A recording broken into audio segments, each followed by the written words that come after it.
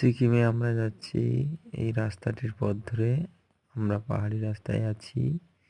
সিকিমে আমরা তখন নভেম্বর মাসে গেছিলাম, তখন বরফ পড়া শুরু হয়নি।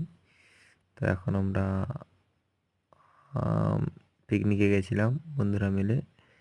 তো সেই মুহূর্তে যাতায়াতের সময় রাস্তাঘাটে এবং আকাশের যে নীল অপরূপ দৃশ্য, পাহাড়ের যে সৌন্দর্য, সেটা তুলে ধরেছিলাম।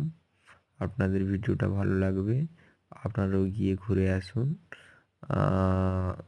সিকিম গেলে নাথুলা পাস যেতে ভুল করবেন না। নাথুলা খুব দারুণ জায়গা। সেখান থেকে ইয়াংথাং ভ্যালি খুব দারুণ জায়গা। তো চলার পথে কিছু মুহূর্তের ছবি। তো এইসব জায়গাগুলো খুব ভাল লাগে। সিল্ক রুট ধরেই আমরা যাচ্ছি এখন। তো পাহাড়ি রাস্তা,